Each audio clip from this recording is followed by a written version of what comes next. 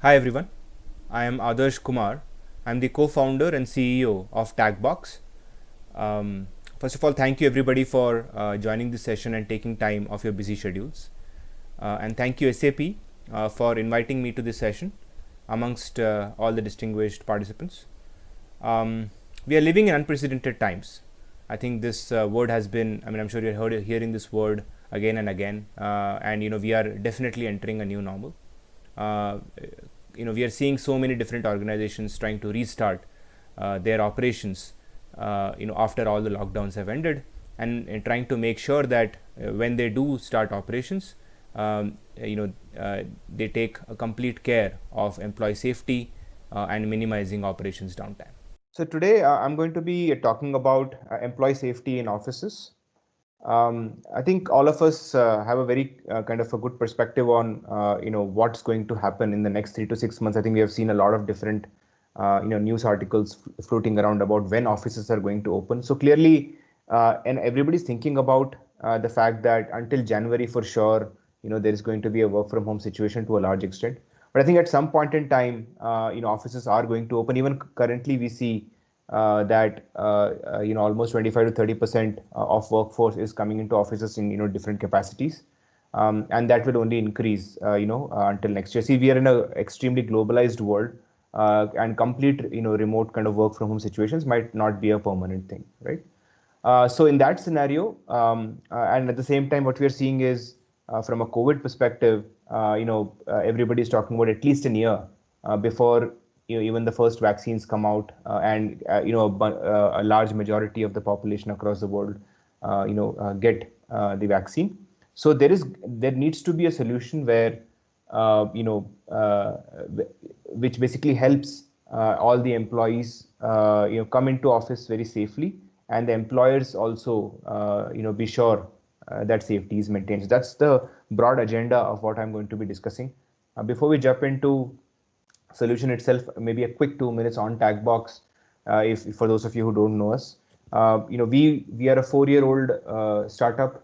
We have been working with various organizations in India and Singapore, US, etc., helping them create reliable supply chains. Our product basically uses IoT, machine learning, and AI to deliver such solutions. Obviously, today's forum is not to talk about that specific products, but kind of just wanted to give you a quick brief summary on Tagbox itself. Like I said, we work with more than 35 customers across food and beverage, pharma, diagnostics, clinical trials, high-tech, industrial, automotive, glass manufacturing, and so on. And this solution that I'm going to talk about today was actually conceptualized primarily for manufacturing and warehousing kind of industries, and now can be easily adopted for the services sector as well. So let me talk about what the new normal will look like with COVID-19. And when you can clearly see it's not a pre versus post, is a pre and with, because I think we really need to learn and to work with this virus being around us, but still we need to have a perspective on how we can be safe. So employers are going to start looking at not just physical or site safety protocols, which is the case, let's say pre-COVID, but also into disease spread protocols. That's something that's going to be an evolution. The safety policies and SOPs need to evolve into individuals and interactions tracking, which was definitely something that never happened in the services sector. So it's going to be a significant mindset shift, not just from the employer but also from the employee. Third is it's not just about employee safety. It's about different partners. Like for basic example is, let's say, all the housekeeping staff, which kind of run the show every day in every single campus. Different types of vendors that are used by different employers from an office space perspective. So all of the safety of those partners also need to be maintained. And it's not just going to be about maximizing productivity. It's also going to be about minimizing downtime.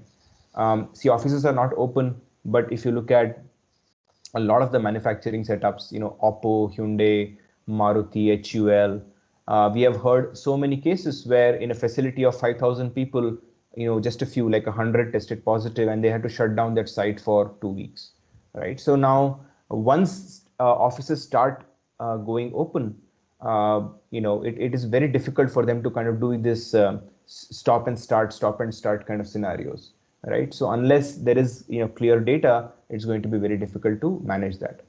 So that is what the solution kind of addresses. Um, like I said earlier, this entire solution and the frameworks, etc., were created from a manufacturing perspective. But from a services perspective, if you look at when offices actually open, what are the key questions that need to be answered?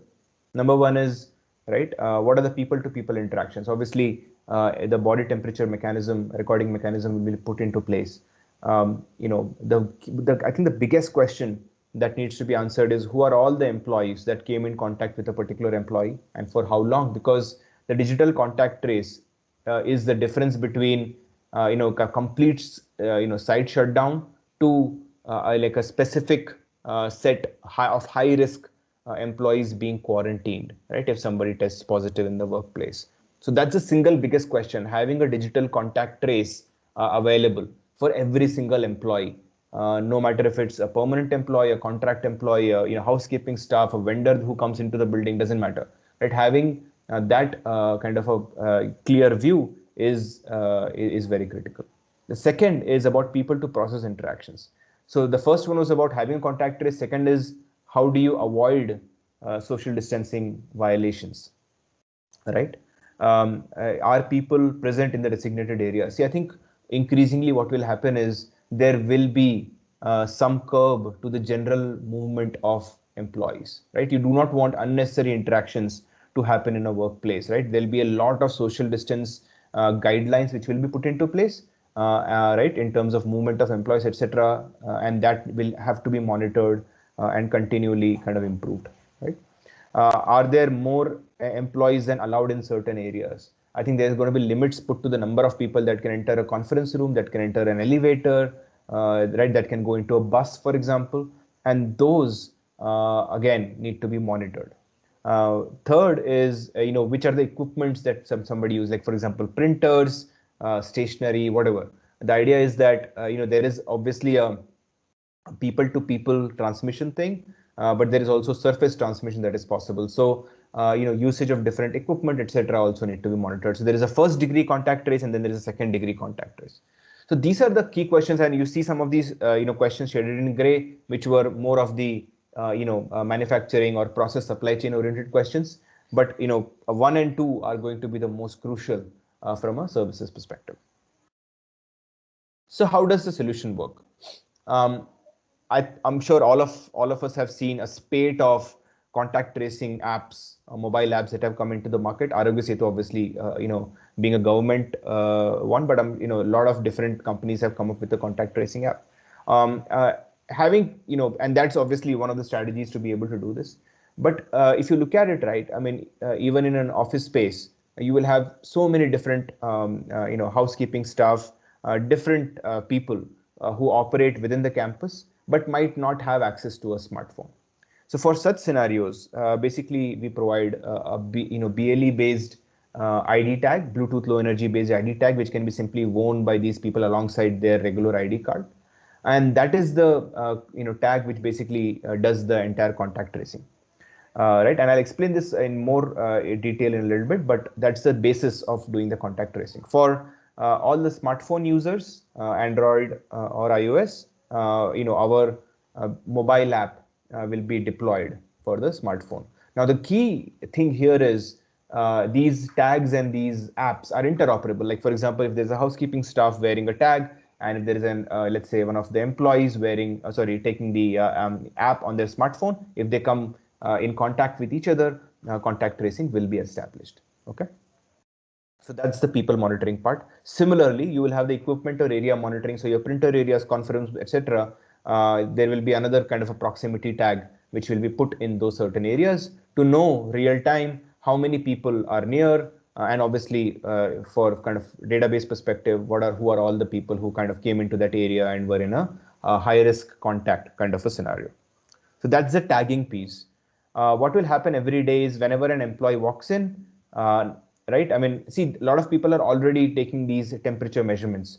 So when an employee walks in, their tag, if they're wearing a tag, that tag can be scanned at the security gate with our kind of a check-in app, right? And then alongside that, employee or a contractor or a visitor, right, the body temperature recording which has been taken using a gun can be entered into that app, and a picture can also be taken for mask compliance. So basically the idea is every time an employee or a contractor or a visitor is walking into the entry gate, a digital persona is getting created for them.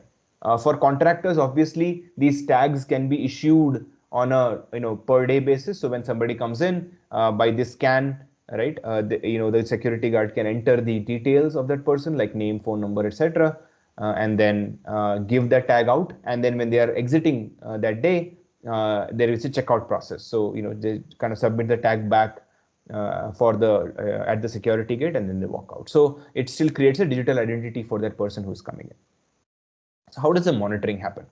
So what we basically do is basically, take your entire facility like an office building, and we convert that into virtual zones using our gateway. So now let me explain this technology in a little bit more detail.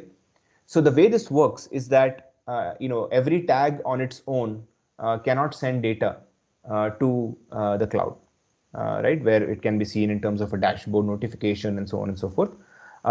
So in which case, we need these readers at different parts of the facility so that we know, which area a particular event is happening. So these gateways will be positioned, let's say, in different floors, maybe near the elevator, in the cafeteria, and so on, basically wherever are the high traffic zones, so that we have a very clear understanding of where social distancing violation is happening. So what will happen if you look at zone 1, if there is an employee who is, let's say, having an app, and a housekeeping staff who's having a tag, they come close to each other, automatically a social distancing violation event will get sounded. Okay.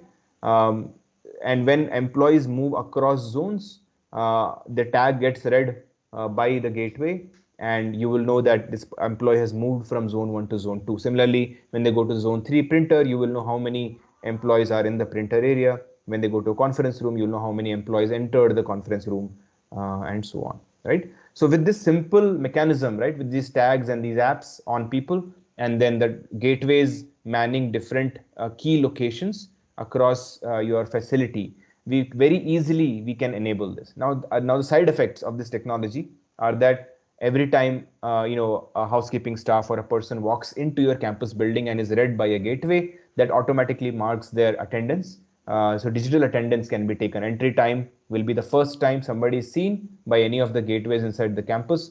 The exit time is the last time they are seen. I already talked about zone compliance. So if a particular person belongs to a particular zone, we can monitor how long kind of they spent in that zone, right? So that kind of gives you a clean perspective of whether people are moving to zones which they are not supposed to be in, like restricted zones and so on and so forth. So in summary, obviously, like I said, real-time social distancing alarms, hotspots where a lot of crowding is happening. This is like, think of it as a daily report or a weekly report where you can analyze where social distancing violations are happening, where are the hotspots, who are the repeat offenders, so that appropriate education, training, or process change can happen. Employee count and time spent in each zone, I already explained that. Live zone compliance and overflow alarms, like I said, if there are more people in the conference room than necessary, then those can be live alarms which can be triggered on the dashboard. A mask, PPE compliance and temperature recording at the security gate, digital attendance for including for visitors and contractors, and the complete contact trace of people and equipment inside the workplace. So that's kind of the high level summary, and these are just kind of some screens. Like for example, on the first screen, you can actually look at the number of people in different areas, of a facility. For example, people are in their near their cubicles, or maybe in conference rooms, and so on and so forth. So that's the kind of thing that we'll be able to do. The blues here represent, no violations. Reds represent violations. Similarly, the zone compliance view is aggregated at a, in let's say a floor level, where you can actually see how many people are in the floor, how many are blue, how many are red, from a compliance and non-compliance perspective. Similarly, you can get a complete contact trace of every single employee, which includes the distance. Typically, we trigger alarms when they are less than 1.5 meters in distance and greater than 2 minutes in duration. But those are configurable. In fact, we also have a variant of the tag which can buzz if these kind of thresholds are breaching. So anyway, that will happen. In the mobile app automatically buzzes when two people come close to each other. So, and that's very configurable. So these kind of things will help prevent social distancing violation from happening. So that's pretty much it from my side. Thank you all for listening patiently, and I hope everybody keeps safe and well in this testing times. Thank you.